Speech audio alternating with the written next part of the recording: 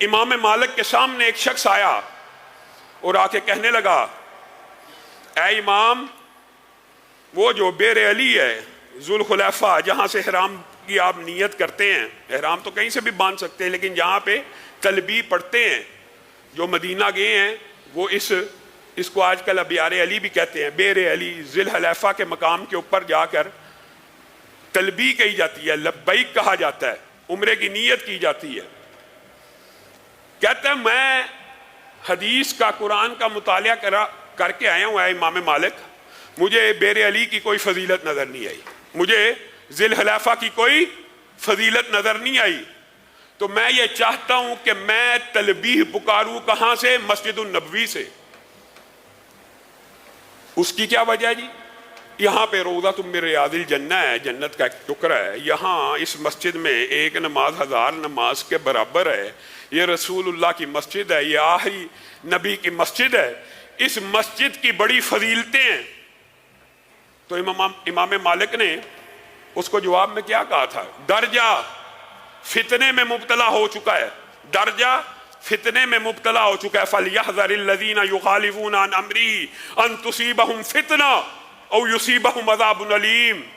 وہ لوگ ڈر جائیں جو رسول اللہ کے قول، حدیث، فرمان کے آ جانے کے بعد رسول اللہ کی مخالفت کرے، یہ اللہ کے رسول کی مخالفت ہے۔ اے بندے تو ڈر جا۔ اے امام مالک میں کیوں ڈروں؟ تو فتنے میں پڑ چکا ہے۔ میں کس وجہ سے فتنے میں پڑ چکا ہوں؟ میں تو بڑی نیک نیتی سے، بڑی اچھی سوچ سے یہاں سے تلبیہ پکارنا چاہتا ہوں، اس مقام کی بڑی فضیلت ہے، یہ مدینہ الرسول ہے، یہاں جناب دجال نہیں آ سکتا، یہاں طاعون نہیں آ سکتا، وغیرہ وغیرہ فضائل بیان کر رہا ہے۔ مسجد النبوی کے اور مدینہ طیبہ کے فضائل پہ فضائل بیان کرتا چلا جا رہا ہے۔ امام مالک نے جو جواب دیا وہ میرا اور آپ کا منہج ہونا چاہیے، ساری زندگی کے لیے اس کو پلے باندھ لینا چاہیے۔ امام مالک نے کیا کہا؟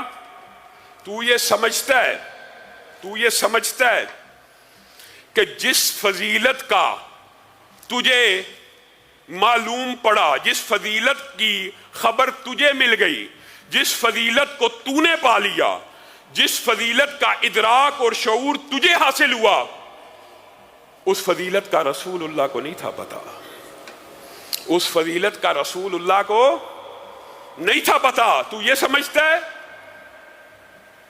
اللہ کی قسم اگر بیر علی کی یا ذوالخلیفہ کی اس کے علاوہ کوئی فضیلت بھی نہ ہو کہ رسول اللہ صلی اللہ علیہ وسلم نے وہاں سے احرام باندھا تھا اور وہاں سے تلبیہ کہی تھی، تب بھی یہ تیرے اور میرے لیے کافی ہونا چاہیے، یہی فضیلت کے لیے کافی ہے، کیونکہ عمل وہی مقبول ہے جس کے اوپر مہر نبوت موجود ہے۔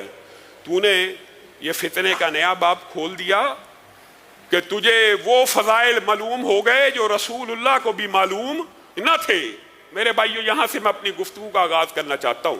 آج معاشرے میں چند ایسے رسوم و رواج ہیں جس کا نہ رسول اللہ کے دور میں کوئی ثبوت، نہ حضرت ابو بکر کے دور میں کوئی ثبوت، نہ حضرت عمر کے دور میں کوئی ثبوت، نہ حضرت عثمان کے، نہ حضرت علی کے، نہ حسن کے، نہ حسین کے، نہ امیر معاویہ کے، نہ پہلے 100 سال، نہ پہلے 200 سال،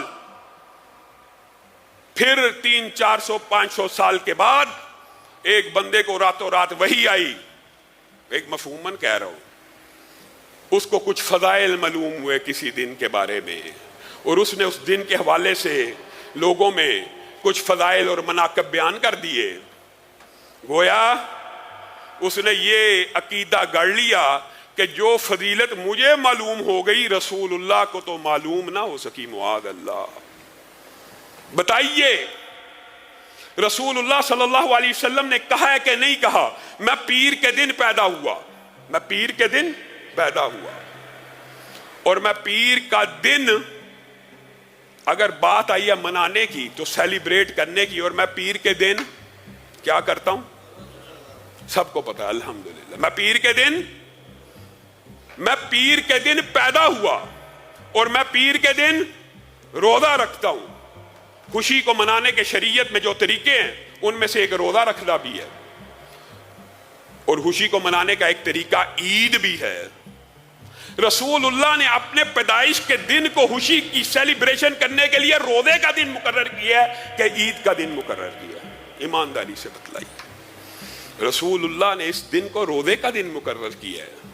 اور اگر کوئی مولوی ہو، مفتی ہو، فقیہ ہو، مجتہد ہو، جتنا مرضی بڑا عالم ہو، وہ کہ نہیں، رسول اللہ نے تو روزے کا دن مقرر کیا ہے اور میں اس کو عید کا دن مقرر کرتا ہوں، گویا اس نے رسول اللہ صلی اللہ علیہ وسلم کے بارے میں یہ بات سوچ لی کہ عید کے دن کی جو فضیلت مجھے ملی ہے وہ رسول اللہ اس سے محروم رہ گئے.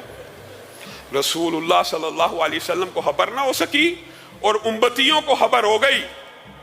میرے بھائیوں، اگر سالگرہ دین کا حصہ ہوتی تو رسول اللہ منا کے جاتے، عبادت ہوتی تو رسول اللہ بتا کے جاتے. رسول اللہ صلی اللہ علیہ وسلم نے خطبہ حجۃ الوداع میں یہ بات کہی تھی کہ نہیں تھی کہی؟ میں نے دین پورا پہنچا دیا، میں نے دین پورا پہنچا دیا، میں نے دین پورا پہنچا دیا. صحابہ سے گواہی مانگی، اللہ کو بھی گواہ بنا لیا، اللہ کو بھی گواہ بنایا. صحابہ نے بھی کہا آپ نے تو اس طرح پہنچایا کہ پہنچانے کا حق ادا ہو گیا. اور صحابہ نے رسول اللہ صلی اللہ علیہ وسلم کے پہنچائے ہوئے دین پہ کیسے عمل کیا؟ کوئی ویڈیو کیمرہ آج تقریر کو بھی اس طرح ریکارڈ نہیں کر سکتا جس طرح صحابہ نے نبی کی سنتوں کے اوپر عمل کر کے ان کے ایک ایک عمل کو ریکارڈ کر دیا. صحابہ نے نبی کے ایک ایک عمل کو ریکارڈ کیا اپنے عمل کے ساتھ، اپنے اعمال کے ذریعے. آج تک رسول اللہ کی ایک ایک عمل، ایک ایک قول، ایک ایک فرمان کس طرح ہم تک پہنچا؟ بتائیے کیسے پہنچ گیا؟ صحابہ کے اعمال سے پہنچا. میرے بھائیوں، آپ نے دین کو یہ سمجھا کہ کوئی مرضی بندہ اجتہاد کرے اور وہ دین بن جائے؟